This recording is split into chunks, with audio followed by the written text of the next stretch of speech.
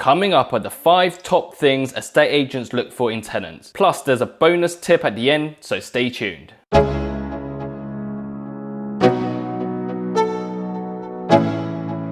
5. Right to rent immigration check is the legal requirement to check the immigration status of any adult tenant. The reason this is in place is to restrict illegal immigrants from accessing rented accommodation in England by making all adults prove they are here legally before being granted a tenancy. The types of document needed for this check includes UK driver's license, birth certificates, passport, ID cards, valid visa or a biometric residency permit. When you speak to the estate agent, they'll be able to guide you through this process to ensure the correct documents are provided. 4. The estate agent will check your source of income so they can work out the rental value through their affordability calculator.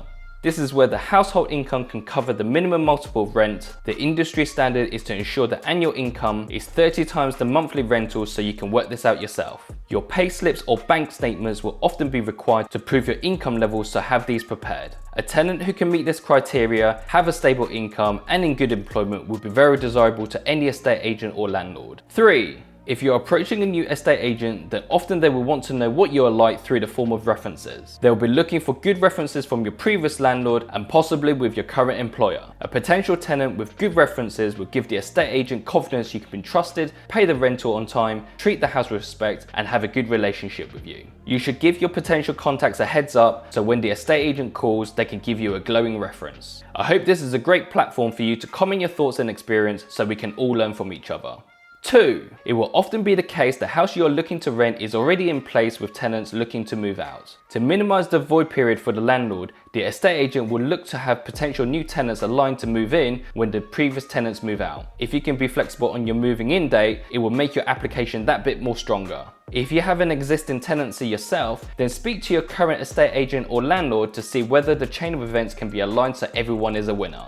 1. Decide whether you want to rent by yourself, with someone you know, with a group, or house share with new people. An estate agent will want to place you correctly according to your personal circumstances, so decide on this first to avoid changing your mind later. A house share arrangement will be the most cost effective, but if you don't know them, then go for a catch up to see what your personalities are like.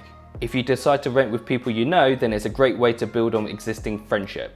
However, everyone has their quirky traits, so be prepared.